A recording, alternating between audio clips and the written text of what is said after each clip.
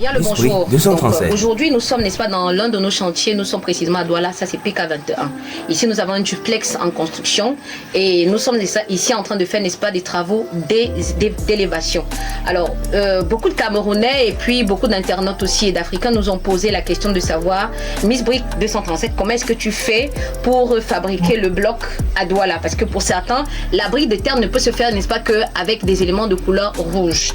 Et j'ai pour habitude de vous dire que c'est pas la couleur de la terre qui définit le bloc, mais ce sont les caractéristiques présentes dans la terre. Et à l'intérieur, j'ai généralement cité les 4 caractéristiques que sont la placidité, qui est la capacité au matériau de se déformer sans fissuration, la compressibilité, la capacité, n'est-ce pas, de se densifier lors du compactage, la graminométrie équilibrée, la capacité à tous les éléments qui sont dans la composition du bloc de se ranger sans laisser de vide. Et également la cohésion qui n'est autre chose, n'est-ce pas, que la présence d'un lien naturel qu'est l'argile dans le sol. Maintenant, c'est quel type d'argile? Et il faut savoir que ici, lorsqu'on veut travailler, c'est justement ces éléments-là qui vous permettent justement de faire l'élément contraire de la stabilisation pour avoir le bon bloc. Alors, je voudrais prendre des essais ici. Là, nous avons une terre que nous avons pris à l'ouest, précisément à Tchang. Alors, ici, vous voyez, elle est rouge. Et là, nous avons une terre que nous avons pris à Douala. Vous voyez qu'elle est jaune. Et là, justement, vous voyez un peu c'est quoi les éléments. Alors, je voudrais qu'à partir de ces 2 éléments, on essaye de voir un peu c'est quoi le principe. D'habitude, avec cette terre, on a la présence d'un argile très stable qu'est la kaolénite. Et la kaolénite, généralement, elle a une capacité d'échange de base qui est comprise généralement entre, on dira entre 5 et 20 pour une moyenne de 10. Et au niveau, n'est-ce pas, de son indice de placidité, elle est comprise entre 1 et 40 pour une moyenne de 15. Alors, elle ici, lorsque vous arrivez au gonflement, généralement, elle ne gonfle pas. La kaolénite, elle ne gonfle pas. Et lorsque vous êtes maintenant au niveau, n'est-ce pas, de sa tisotropie, vous voyez qu'elle est faible. Alors maintenant, supposons qu'ici, à l'intérieur, ici, nous avons la présence d'un autre argile, par exemple, qu'est l'hélite. L'hélite, pratiquement, c'est toujours un autre type d'argile. Derrière les autres, comme on a comme la mono-hélite. Et nous avons également la vernaculite, la chlorite. Alors maintenant, ce qu'il faut savoir ici, c'est que ces argiles, généralement, ont des effets, on va dire des effets contraires à celle-ci. C'est-à-dire que ce sont des argiles parfois qui peuvent gonfler pour l'hélite ou alors ne pas gonfler. Tout dépend, n'est-ce pas, de la nature du sol où vous êtes et que vous avez prise. Alors maintenant, lorsqu'on arrive au niveau pratiquement de tout ce qui est capacité d'échange de base, lorsque vous êtes au niveau de l'hélite, vous êtes à une moyenne de 30. Et lorsque vous vous retrouvez maintenant au niveau de son indice de placidité, vous êtes pratiquement entre 20 et 50. Maintenant, ce qu'il faut savoir, c'est que pour les autres également, ils sont très hauts. Et du coup, lorsque vous arrivez à faire pratiquement des ratios, c'est-à-dire que plus il est énorme, plus cela descend maintenant.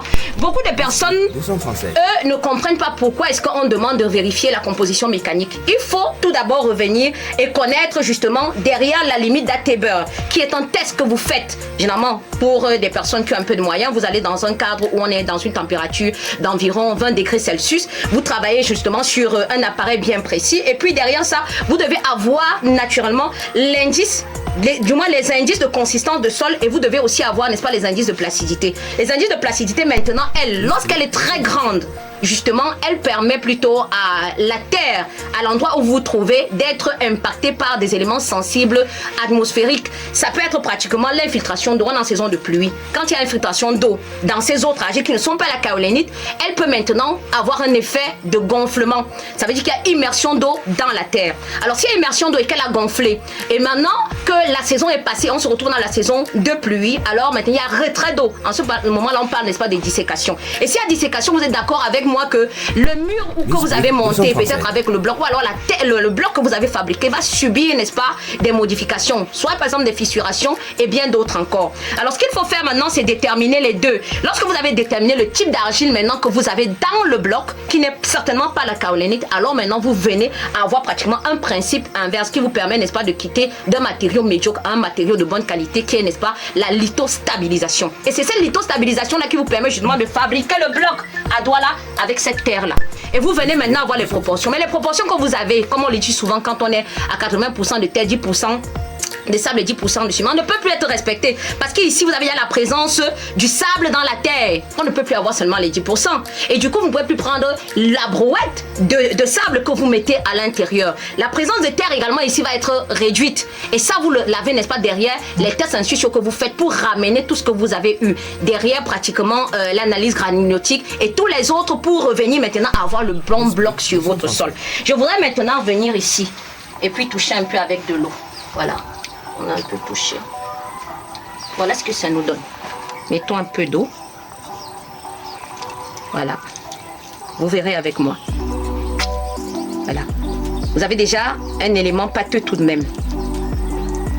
Et derrière l'élément pâteux, vous pouvez, n'est-ce pas, comme ça, de façon analogique, se dire que voilà, il y a tout de même de l'argile. Mais maintenant, c'est quel type ? Parce qu'ici, vous avez la présence du sable dans la terre. On ne peut plus avoir seulement les 10%. Et du coup, vous ne pouvez plus prendre la brouette de sable que vous mettez à l'intérieur. La présence de terre également ici va être réduite. Et ça, vous le l'avez, n'est-ce pas, derrière les tests institutions que vous faites pour ramener tout ce que vous avez eu. Derrière, pratiquement, l'analyse granulotique et tous les autres pour revenir maintenant à avoir le bon bloc sur votre sol. Je voudrais maintenant venir ici et puis toucher un peu avec de l'eau. Voilà. Miss Brie, 237. Voilà ce que ça nous donne. Mettons un peu d'eau. Voilà. Vous verrez avec moi. Voilà. Vous avez déjà un élément pâteux tout de même. Et derrière l'élément pâteux, vous pouvez, n'est-ce pas, comme ça, de façon analogique, se dire que voilà, il y a tout de même de l'argile. Mais maintenant, c'est quel type? Voilà. Vous verrez un peu. Ça commence à coller et tout. 237. De l'autre côté, voilà, nous avons également de l'eau aussi qu'on va verser. Mais regardez un peu ce que fait plutôt cette terre. Elle a tendance à fuir plutôt que de coller et faire une motte. Regardez. Et elle est plutôt très légère. Vous voyez un peu. Voilà. Elle est plutôt très légère. Elle a tendance, elle est même encore plus légère que celle qu'on avait. Et si vous la posez, regardez. Celle-là, nous l'avons déposée. Regardez un peu comment elle est légèrement plus solide. Elle a tendance à s'étirer. Alors que celle-là, ce n'est pas le cas. Vous verrez. Et même si elle s'étire, elle est nettement plus légère. Donc, comme je dis encore, ce qui vous aide dans la fabrication, quelle que soit la zone où vous êtes, ce sont les compositions mécaniques du bloc, le type d'argile que vous avez là-dedans. Lorsque vous, derrière les 4 caractéristiques que nous avons citées, vous avez des éléments qui vous permettent de faire un ratio. Alors vous-même, par analogie, lorsque vous êtes là, vous faites des tests. Et avec les tests que vous avez le résultat du bloc que vous désirez. Lorsqu'un bloc est pris et que la granulométrie qui est faite n'est pas équilibrée, voilà les résultats qu'on peut avoir. Vous verrez ici. Voilà. Donc, on espère également que tout ce que nous faisons ici et que nous disons peut aider plus d'un, comme des clients également qui ont eu généralement des soucis comme cela dans d'autres chantiers. Et c'est pourquoi nous ici, on dit vraiment que le Seigneur bénisse chacun de vous, qu'il vous donne l'esprit de clairvoyance, qu'il vous donne également la sagesse nécessaire et également la patience pour pouvoir le faire. Je dis généralement, les travaux de construction, c'est des travaux tellement difficiles et de beaucoup de stress. Vous devez prendre du temps, discuter avec votre famille, faire pratiquement des échanges, des recherches pour avoir pratiquement l'élément que vous voulez qui vous permet de quantifier votre ouvrage tant sur le plan professionnel que sur le plan budgétaire et faire quelque chose de bien. Vivement que le Seigneur soit avec vous comme il est avec nous, qu'il bénisse vos finances comme j'ai l'habitude de le dire et surtout que tout ce que vous touchez dans la vie marche. Je suis Miss Brie 237, vous le savez. Vous sonnez tout simplement le 677 1955 87 à Dreamhouse Construction. On se fera le plaisir d'être chez vous. Que la paix du Seigneur soit toujours avec vous et surtout qu'il vous bénisse et bénisse également vos familles. Merci.